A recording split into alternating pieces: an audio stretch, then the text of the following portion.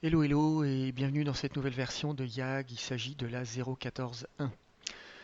Alors il n'y a pas de nouveau contenu ici, tout ce que vous allez voir dans cette vidéo existe déjà dans YAG depuis longtemps. Il s'agit donc seulement d'une évolution technique mais qui apporte quatre très belles nouvelles fonctionnalités. La première est presque un détail, on peut désormais lisser la rotation de la caméra en utilisant une nouvelle option qui se trouve dans la fenêtre des options du joueur ici. Cette option détermine la vitesse à laquelle la rotation de la caméra va suivre la souris. Donc si on met une valeur très haute comme ici, on se retrouve avec une caméra extrêmement nerveuse mais assez brusque. C'est essentiellement le fonctionnement qu'on avait jusqu'ici dans YAG, mais il est désormais possible de mettre une valeur plus basse pour lisser et adoucir ce mouvement. Alors ici je vais mettre une valeur exagérément basse qui rend la caméra quasiment inutilisable, elle est trop douce, mais ça vous montre un petit peu l'effet. Vous voyez que je peux secouer la souris très violemment tout en conservant un mouvement de caméra extrêmement doux.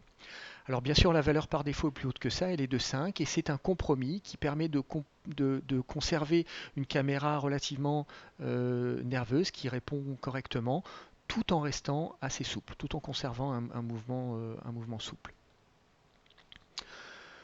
Ensuite, on a une option qui est très utile. Il est désormais possible de forcer le curseur de la souris à coller à la grille. Alors, tout se fait ici dans la fenêtre des paramètres du monde, qui reçoit d'ailleurs une nouvelle icône, comme vous pouvez voir ici. Pour rappel, dans YAG, il a toujours été possible d'afficher une grille carrée ou hexagonale et de modifier sa taille. La nouveauté dans cette version, c'est cette petite case à cocher avec une icône d'aimant. Et lorsqu'on l'active, le curseur de la souris, vous voyez, va coller au centre des motifs de la grille. Donc ça peut être utile si vous faites du wargame et que vous voulez déplacer vos pions à des emplacements spécifiques, ou si vous créez une map et que vous voulez aligner des objets, ou vous créez une armée que vous voulez, dont vous voulez aligner les soldats, etc. Ensuite, on a une option visuelle. Il est désormais possible d'activer, d'avoir de la profondeur de champ dans YAG. Alors, ça se fait cette fois-ci depuis la fenêtre des options visuelles du joueur dans ce panneau qui s'appelle Caméra. Alors gardez en tête que cette option est purement locale, ce qui signifie qu'elle n'affecte que votre ordinateur. Donc vous pouvez la tester et jouer avec les options sans esquinter l'affichage des autres joueurs qui sont connectés avec vous. Pour afficher cette option, il suffit de cocher cette petite case. Vous voyez que pour le moment, ça a l'air d'avoir rien fait. Et ça, c'est parce que j'ai réglé, j'ai mis en place des réglages par défaut qui sont extrêmement neutres et qui font un effet très faible, de façon à ce que vous puissiez revenir en un clic avec ce bouton ici à un écran tout à fait net. Donc on a dans cette fenêtre trois présélections que je vais vous présenter dans un instant, et puis on a cinq options que je vais vous présenter tout de suite. Donc on va activer un effet ici un petit peu spectaculaire. Vous voyez que donc la profondeur de champ est en place et qui va me permettre de vous présenter les cinq options qui sont là. Donc la première, c'est la plus importante, c'est l'ouverture et qui fonctionne exactement comme celle d'un véritable appareil photo. Donc essentiellement, ça donne la profondeur dans l'expression profondeur de champ. Donc plus ce nombre est large et plus le champ va être, plus la zone de netteté va être profonde, comme vous voyez ici, et plus ce nombre est faible, et plus au contraire l'effet de flou va être prononcé. Donc vous pouvez mettre une petite valeur pour avoir des effets visuels plus spectaculaires. Ensuite on a la distance de mise au point qui est ici, donc je vais désactiver cette option pour vous la montrer, qui donne en fait la distance depuis la caméra où va se trouver la zone de netteté de l'écran. Donc si par exemple, alors elle est exprimée en mètres ou dans l'unité que vous avez choisie, mais si je passe à 2 mètres ici, vous voyez que tout ce qui est à 2 mètres de la caméra va être net, ce qui me permet de mettre au point sur la zone que je choisis, donc ici l'être humain, et si je passe à 5 mètres, la zone de netteté va passer à ce qui est à 5 mètres de la caméra, donc qui permet là encore d'obtenir des effets différents. Et puis vous avez une option ici qui est un autofocus et qui en fait va mettre au point sur le centre de l'écran. Donc la zone de netteté, c'est celle qui sera visée par le centre de l'écran. Donc vous voyez que si je place le chevalier ici au centre de mon écran, c'est lui qui va être net. Et si je tourne la caméra et que je place l'araignée au centre de l'écran, c'est elle qui va être nette. Donc ça se fait automatiquement, c'est un autofocus. Ensuite, cette option-là, c'est la distance de la caméra exprimée en kilomètres cette fois-ci, à laquelle l'effet de flou va atteindre 50% de son maximum.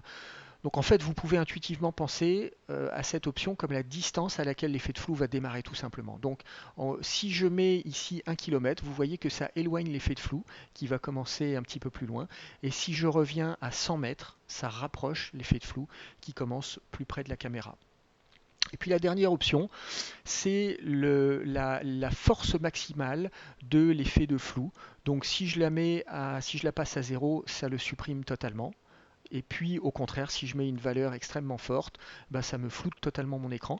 Donc vous voyez que si on supprime l'autofocus et qu'on se trompe un peu dans ces réglages, on peut vraiment obtenir un écran totalement flou en permanence.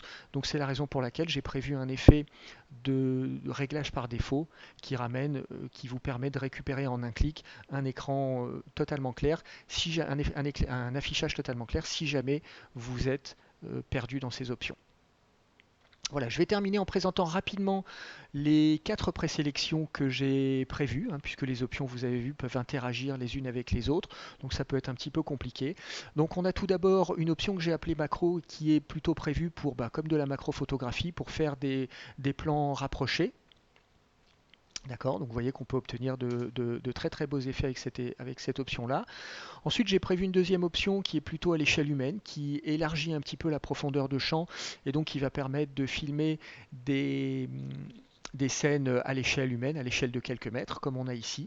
Et puis enfin, mais vous voyez que l'effet de flou commence assez tôt si on prend un peu d'altitude. Et puis enfin, j'ai une option de paysage, en quelque sorte, qui éloigne encore l'effet de flou et élargit la profondeur de champ, donc qui donne une zone de netteté un peu plus importante. Voilà. Alors juste pour le plaisir des yeux, je vais vous faire voir ce qu'on peut obtenir quand on mélange donc ray tracing et puis profondeur de champ. Donc comme vous voyez ici, on va réactiver l'option macro qui est ici. Et vous voyez que quand on mélange donc ray tracing et profondeur de champ, on peut obtenir des effets qui sont vraiment magnifiques. Vous voyez que le criquet ici est splendide. Et puis on peut aller mettre au point sur la coccinelle. Vous voyez qu'on obtient vraiment des choses qui sont absolument somptueuses. Voilà. La dernière option, c'est une de ces options un peu expérimentales. Donc il s'agit d'une nouveauté qui s'appelle le DLSS. Donc il est possible d'activer le DLSS dans YAG. Ça se passe dans la fenêtre des paramètres qui est ici. C'est cette option qui est là. Donc DLSS, ça signifie Deep Learning Super Sampling, c'est-à-dire super échantillonnage par apprentissage profond. C'est une technologie proposée par NVIDIA donc, qui essentiellement réduit le nombre de pixels réellement calculés en ray tracing pour interpoler les autres en utilisant une intelligence artificielle entraînée pour ça. Et donc comme ça calcule beaucoup moins de pixels complètement, ça peut énormément, monstrueusement améliorer les performances. Et je ne parle pas de 2 ou 3% ici, je parle de 30-40%. Et dans certains cas, ça peut doubler ou tripler les performances en fonction de l'image qu'on calcule. Donc c'est vraiment, vraiment énorme et monstrueux. Donc comme toute nouvelle technologie, elle arrive avec quelques inconvénients. Donc tout d'abord, il faut une carte vidéo compatible avec le RTX. Donc c'est pas accessible à tout le monde. Il faut une carte RTX série 20 ou 30, exactement comme pour le ray tracing. Et puis ensuite, j'ai découvert en effectuant des tests que ça détruit la profondeur de champ. Donc ça c'est un bug, mais pour le moment c'est comme ça. Et donc ne l'utilisez en tout cas aujourd'hui que si vous pouvez vous passer de profondeur de champ. Alors pour vous montrer comment ça fonctionne et les effets, je vais passer en full ray tracing ici. Je vais d'abord afficher mon FPS. Donc vous voyez qu'ici je suis en ray tracing optimisé. Je tourne à peu près à 30 images par seconde. Je vais passer en full ici. et vous allez voir que quand j'active, alors tout d'abord vous avez peut-être remarqué que la profondeur de champ n'est pas affectée, donc ça fonctionne bien, on a une belle image, mais par contre vous voyez que mon FPS a chuté vraiment drastiquement ici, je suis à 16 images par seconde, donc ça devient difficilement utilisable. Et donc je vais vous demander de regarder ce qui se passe lorsque j'active l'option DLSS. Donc vous voyez que d'abord on a le choix entre la qualité et la performance. Je vais partir sur la performance ici. Donc il y a deux choses qui vont se passer quand je vais activer. Vous allez voir qu'on va perdre la profondeur de champ, l'effet de profondeur de champ, et par contre vous allez voir ce qui se passe avec le FPS. Donc j'active ici, on perd la profondeur de champ, donc vous voyez que l'image est un petit peu plus plate. Par contre regardez le FPS, ici je tourne avec une image entièrement rétracée, hein, entièrement calculée en ray tracing, et je suis tout de même à 40 FPS. C'est énorme. Et bien sûr, si je repasse en optimisé, ben, vous voyez que là cette fois-ci j'étais à 30 tout à l'heure, et là ben, je max mes performances. Donc je suis à 60 fps avec une image entièrement calculée en ray tracing avec cette option-là. Vous voyez que c'est vraiment énorme. On est passé littéralement de 15 en full ray tracing, on est passé de 15 à 40, hein, donc c'est presque x3. C'est tout à fait énorme. Voilà, je vais supprimer l'option comme j'aime bien la profondeur de champ. Je trouve que cette image est magnifique ici. Et je vais arrêter la vidéo. On a fait le tour de tout ce que je voulais vous montrer. Je vous remercie de l'avoir regardé jusqu'au bout. J'espère que ça vous a plu. Et comme toujours, si c'est le cas, on se retrouve avec plaisir dans la prochaine. Merci beaucoup. À très bientôt. Ciao.